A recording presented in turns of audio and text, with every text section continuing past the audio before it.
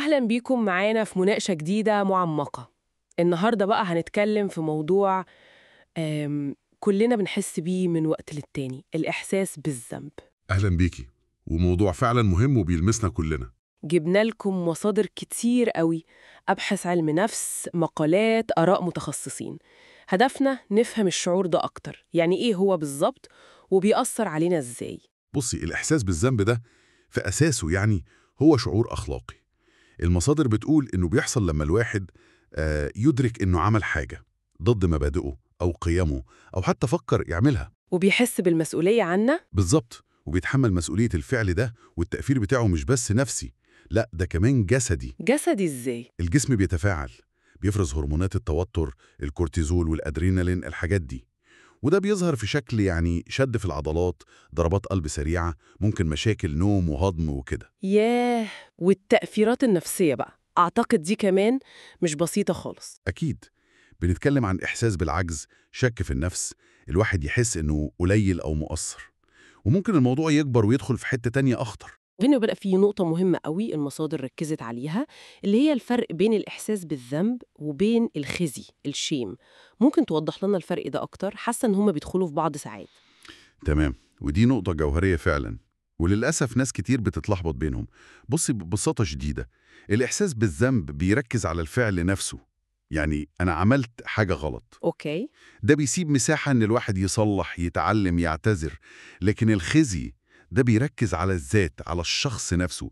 أنا شخص سيء، أنا فيا حاجة غلط. يا خبر، ده مؤذي قوي. مؤذي ومدمر جدا، بيهاجم إحساس الواحد بقيمته، ممكن يخليه ينعزل وينسحب من الناس. عشان كده مهم قوي يفرق بينهم، ده أول طريق للتعامل الصح. وده يمكن بيودينا لأنواع الذنب نفسها. المصادر قالت إن مش كل إحساس بالذنب وحش، صح؟ مظبوط، في اللي بنسميه الذنب الصحي أو التكيفي، الأدابتيف جيلت. ده عامل زي بوصلة جوانا كده. بوصلة أخلاقية؟ بالظبط، لما نغلط في حق حد أو نعمل حاجة ضد قيمنا، الشعور ده دوره إنه ينبهنا، يحفزنا نعتذر، نصحح الغلط ونحاول ما ننكروش. ده كويس ومطلوب، مرتبط بالتعاطف وتحمل المسؤولية. تمام. المشكلة بقى في النوع التاني؟ المشكلة الأكبر في النوع التاني، اللي هو الذنب السام أو المزمن، التوكسيك جيلت. السام ده اللي هو بيبقى عامل إزاي؟ ده بقى إحساس دائم وملح بالذنب، ساعات من غير سبب واضح أصلاً، أو يبقى الذنب كبير قوي قوي مقارنة بالفعل نفسه. المصادر بتقول إنه ممكن يكون مرتبط بتجارب طفولة مثلا، صدمات، أو حتى قيم ثقافية أو دينية متشددة بتخلي الواحد حاسس إنه مقصر على طول. وممكن يكون عرض لمشكلة نفسية تانية؟ طبعا، ممكن يكون جزء من اضطراب القلق أو الوسواس القهري أو اضطراب ما بعد الصدمة. هنا الواحد بيبقى بيجلد ذاته زيادة عن اللزوم. طيب، لو حد بقى حاسس إنه غرقان في الذنب السام ده، أو حتى بيعاني من ذنب صحي بس بشكل مؤلم زيادة، المصادر قالت إيه عن طرق التعامل؟ لفت نظري قوي فكرة ال4 R's دي. أيوة، ال4 R's دي طريقة عملية ومفيدة عشان نسامح نفسنا. بتشمل 4 خطوات. responsibility، يعني الاعتراف بالمسؤولية عن الغلط، مش نلوم غيرنا. تمام. remorse، اللي هو الندم الصحي على الفعل، مش كره للذات. restoration، يعني نحاول نصلح الضرر اللي حصل، نعتذر، نعمل حاجة تعوض. وآخر حاجة؟ renewal، التجديد، نتعلم من اللي حصل ونجدد النية إننا ما نتصرفش كده تاني. دي بتحول الذنب من حاجة بتسحبنا لتحت لحاجة بتدفعنا نتغير للأحسن. جميل قوي.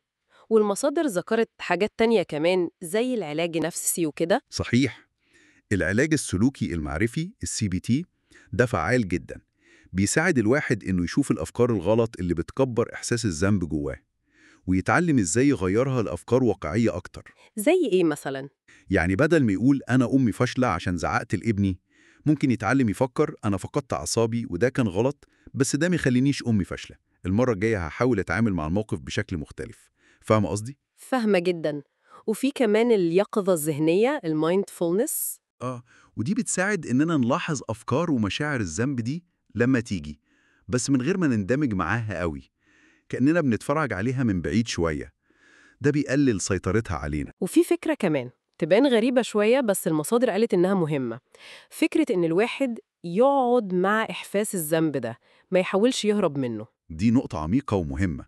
ساعات الهروب من المشاعر الصعبة بيخليها أقوى.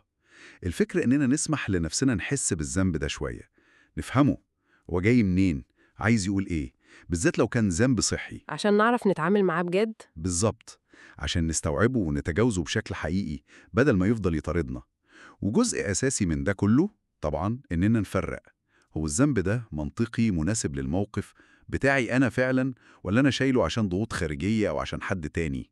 وهنا بقى يجي دور التعاطف مع الذات. إننا نتقبل إننا بنغلط كبشر عادي يعني. تماما، نرحم نفسنا شوية، الغلط جزء طبيعي من كنا بشر. يعني لو لخصنا كلام المصادر ده كله نقدر نقول إن أهم حاجة هي الفهم، نفهم طبيعة الذنب ونفرق بين أنواعه ونعرف الفرق بينه وبين الخزي، ويبقى عندنا أدوات نتعامل بيها زي الفور آرز والCBT والتعاطف مع الذات. ده كله بيساعدنا نحول الشعور ده بدل ما يهدمنا يخلينا نتطور ونبقى أحسن. بالظبط كده، ملخص ممتاز. الهدف مش إننا نمحي الإحساس بالذنب خالص، لأ، النوع الصحي منه مهم. الهدف إننا نعرف نسمعه إمتى ونستفيد منه، ونعرف إزاي نتعامل مع النوع السام اللي ممكن يدمر صحتنا النفسية وعلاقاتنا. تمام قوي. ويمكن قبل ما نختم في سؤال كده ممكن نسيبه للمستمعين يفكروا فيه. تفتكروا لحد فين الثقافة أو المجتمع اللي عايشين فيه بيأثر على إحساسنا بالذنب أو بالخزي؟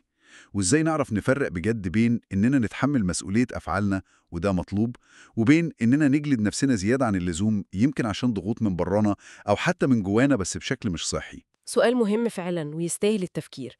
شكرا جدا على المناقشة العميقة دي. شكرا ليكي.